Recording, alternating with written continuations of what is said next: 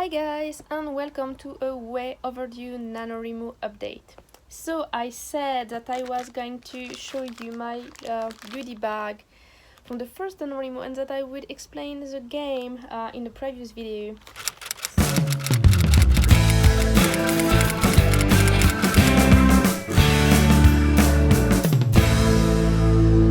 So here we go. This is a NaNoWriMo goodie bag. And inside you have, well, I'm gonna show you. So we have bookmark. So this is like the young writer, and this is your novel matter side. And then we have little cookie stuff. So cookies and candies. And you can see we have like a lot of them. And then I also have those I'm not really sure that's like a charm for your phone or something. Maybe you can put your key on it or something. And it's from one of the sponsor of NaNoWriMo. So this one is like For the Word, and it's a video game, and basically my email is one of the person who actually work for the word game. And basically what you do at that game, you kill monsters, you defeat monsters by writing words.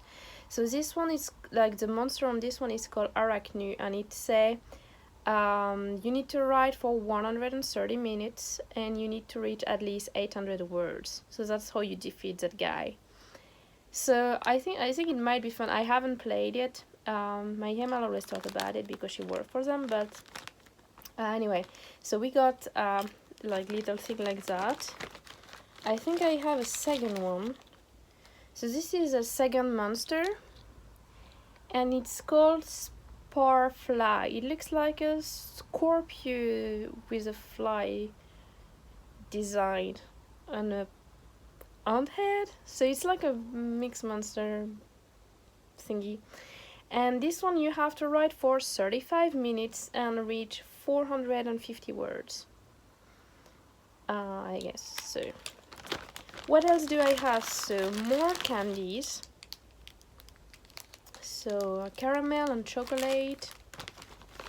And more candies. And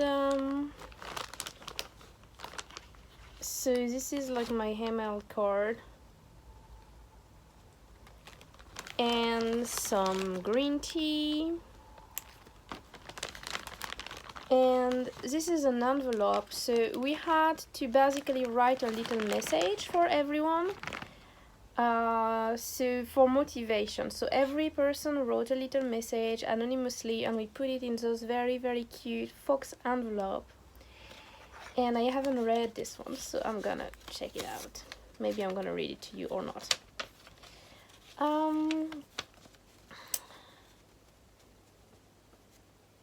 So I'm gonna read it to you. So it say, you must be so busy, but you made it through however many days. You've managed to write.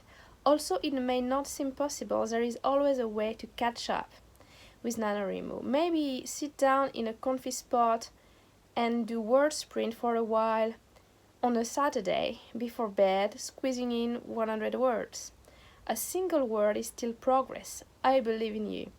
Thank you very much, whoever actually wrote that. That's a very nice message. I don't need to catch up. I haven't told you yet, guys, but actually I passed 70,000 words today. Actually, I passed 70,000 words, which would be yesterday for you when you see this video. And I finished 2 drafts. So normally for NaNoWriMo what I do is I choose a brand new novel and I write a brand new novel, like 50,000, and then I sort of stop writing. But this time I wanted to do something different. I have many drafts that I have not finished, and all of them were sort of started during a NaNoWriMo or a Camp Nano, and every time I reach 50,000 words, but didn't manage to get to the end of it.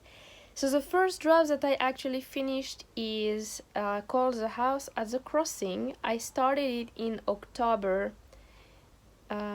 Or maybe I started it before, but basically I really did the hardcore work about it in October last year, 2018, and I stopped for the new NaNoWriMo 2018, where I wrote a different novel, wrote my 50,000 words for NaNoWriMo, and then tried to finish the other novel. It took me a while. And then I went back to that house at the crossing, and it took me forever, like always writing a little bit, and then you don't write anymore, and then you write a little bit. And I didn't have like a real writing schedule, so I couldn't finish it. So I decided this NaNoWriMo, I didn't know what to write. I didn't have I have ideas for a new story, but they are in the series, so I need to finish the draft of what the book that come before. So what I decided to do was finish drafts I already started. So I finished that house at the crossing on day 5. So I already had like about 25,000 words on day 5, I think. Let me check. Like I have my Nano right here. So let me check exactly. On day 5, no, I had 15,000. So basically with that 15,000 word on day 5, I managed to finish The House at the Crossing. And The House at the Crossing is, I don't know how long it is. House at the Crossing is 152,000 words. So that's what I finished, basically done. So that's also why it took me so very, very long, because it's just big. It's like if you write 50,000 words in a month, you need 3 months to write that. But I had like a lot of space in between, and I had this other novel I finished before, like called Empath and Angel, which was 140,000 words. So yeah, a lot of big stuff going on. Probably a lot are gonna be cut out when I try and edit and publish that, but anyway. So I finished that on day 5 with 15,000 words. And then I started back in my series. So basically The House at the Crossing is a prequel to the entire series. And the one I decided to write after that is called Mermaid's Law. And basically I had 50,000 words of it already. And I just, needed more. And I thought I would, just go like way overboard too, and I aimed to get it to 120,000. So that was my goal. So I didn't know if I was going to be able to finish it for NaNoWriMo, because it's like 70,000 more than I already had, which is kind of a lot of words. And basically I finished it. I finished it on the 22nd. And the funny thing is, my goal is to write 2,500 words every single day. And of course, as you noticed, if you know my workaround, I wrote more on many days. But the ending was really hard to write, and the words didn't come all that easily. So the last 2 days, I didn't have like that many words. I had 1,200 and 1,100 something. And the ending was like really, bothering me, how to actually close the whole thing. And it closed with a sort of cliffhanger, like the mermaid story is finished. Basically, all they have to do is go back and rebuild whatever was destroyed there. But they can't do it because I don't know if the enemy is gonna come back. But it's basically finished. Like the main threat is gone. The only thing is there is another problem, because it's like I'm dealing with demons, so there is always another problem with demons. So anyway, I finished that one. It's 10,009 not 10,000, 109,000 words. 109,000 words. So it's shorter, but it's like kind of sort of the amount of word I normally have for the novel in that series.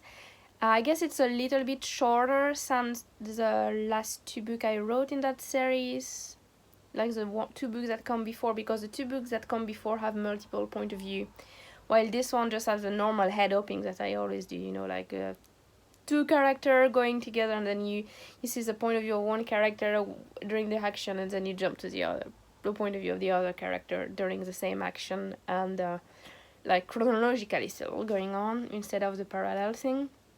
So, and yeah, I'm kind of satisfied with the story.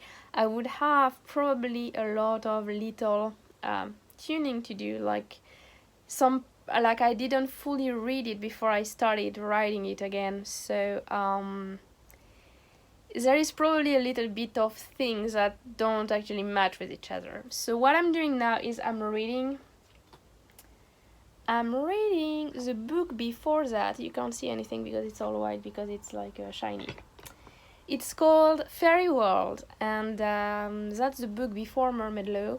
But basically when you reach Fairy World, you have all my different group of characters going in different direction. So some guy are going to be in the Mermaid Law thing, and some guy are going to go somewhere else. And what I'm going to write next is a Somewhere Else, which I haven't started yet. So it's going to be a brand new novel. And basically, so I have like the fairy world up to here, then we have Mermaid Law and something else. And we have this new story I'm gonna start. And it needs to be like this. So Mermaid Law happens, this story happens and finish, and then join Mermaid Law. So basically you have like this story is like a side story, but also very important, probably more important than Mermaid Law in the way they deal with the very, very bad guy, like the conspiracy big guy.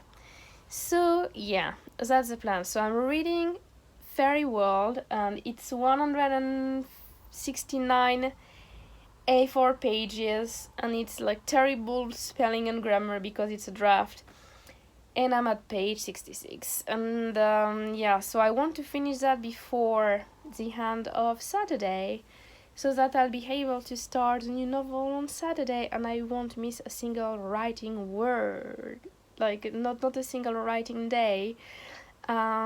And I'll try to get at least 2,500 on Saturday, so that's my goal. So basically that's what's happening on my NaNoWriMo. So yeah, I didn't need the little you can catch up boost, but it's still nice, and I really like the envelope. Look at those little kitties. So anyway, so the other thing I wanted to talk to you about is the games that we had that I won, as a writing, the preparation for NaNoWriMo Write-in thing. So we all got 3 cards, blank, and we all had to write 3 things. So 1, we had to write problem and write down a problem. So and then you had to write character and got character. And then you write setting at the top and explain the setting. And basically then you went around, exchanged cards with people, and ended up with 3 cards. Each person in the room had a character, a problem, and a setting. And what you had to do, you had 15 minutes to write a story with those characteristics. So it had to be a very short story. So I'm not really good at doing short story. I always say that I suck at short story, because you see like my word count, it's always like big novels, like more than 100,000. So anyway, so the character I got was a frog bride. The problem was need to find a lost edge dog, right? And the setting was a village where it rains every single day. And those are from 3 different characters.